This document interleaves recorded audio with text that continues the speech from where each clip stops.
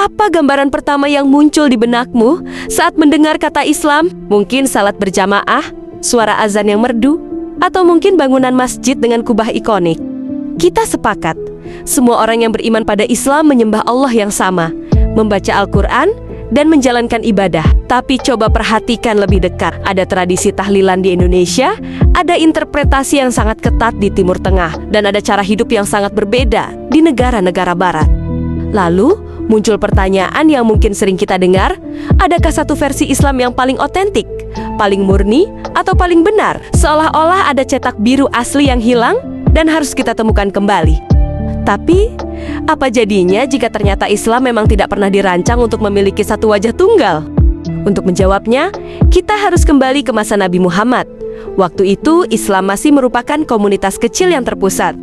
Nabi adalah pemimpin spiritual, politik, dan militer. Namun, begitu beliau wafat, muncullah pertanyaan besar. Siapa yang paling berhak memimpin umat setelah ini? Pertanyaan inilah yang membuka pintu perpecahan. Masa Khulafaur Rasyidin, yang sering dianggap masa keemasan, ternyata dipenuhi ketegangan. Konflik politik dan pertanyaan tentang legitimasi kepemimpinan menyebabkan perpecahan besar, yang puncaknya melahirkan benih-benih tiga kelompok utama yang kita kenal sekarang, yaitu Sunni, Syiah, dan Khawarij. Sejak saat itu, perdebatan tentang siapa yang paling benar sudah dimulai, bahkan di era yang masih sangat dekat dengan Nabi. Perpecahan ini terus berkembang. Kekhalifahan Umayyah dan Abbasiyah mengubah Islam menjadi sebuah kekaisaran besar. Di masa inilah Islam tidak lagi sekadar agama, melainkan peradaban yang berinteraksi dengan budaya Persia, Yunani, dan lainnya. Islam melebur, menyerap, dan menyesuaikan diri. Di satu sisi, ilmu pengetahuan berkembang pesat. Di sisi lain, muncul pula konflik antara kelompok yang ingin Islam kembali ke kemurniannya melawan mereka yang menerima interpretasi rasional. Hal ini menunjukkan bahwa pemurnian seringkali adalah respons terhadap perubahan, bukan sekadar kembali ke masa lalu. Perjalanan Islam sampai ke Indonesia adalah contoh sempurna dari proses ini. Di sini, Islam tidak datang sebagai penakluk, melainkan berinteraksi dengan budaya lokal yang sudah kaya. Hasilnya, muncul Islam Nusantara dengan tradisi yang unik, seperti tahlilan dan ziarah wali. Hal ini memunculkan polarisasi. Ada kelompok reformis seperti Muhammadiyah yang ingin umat kembali ke Al-Quran dan Sunnah, membuka ruang ijtihad agar Islam selaras dengan zaman.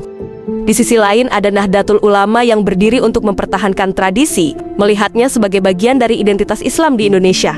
Pertanyaannya, mana yang lebih asli? Keduanya adalah respons terhadap tantangan zaman. Keduanya lahir dari kebutuhan umat untuk beradaptasi.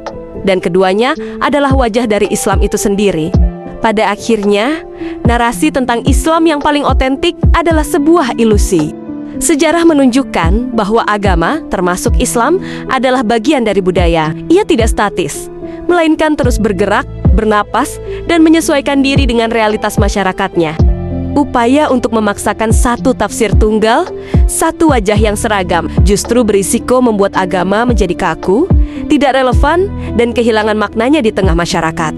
Saat kita melihat fatwa-fatwa aneh yang mengharamkan hal-hal modern, kita melihat bagaimana ketidakmauan untuk beradaptasi bisa membuat agama tampak terisolasi. Jadi, mungkin pemurnian sejati bukanlah tentang kembali ke masa lalu, melainkan tentang bagaimana kita terus mengoreksi cara pandang kita. Bagaimana kita membuat Islam menjadi agama yang lebih bijaksana, lebih humanis, dan lebih adil bagi semua orang. Bukan hanya bagi satu kelompok saja. Keberagaman bukanlah kelemahan, melainkan keniscayaan yang justru membuat Islam tetap hidup dan relevan di tengah masyarakat yang terus berubah.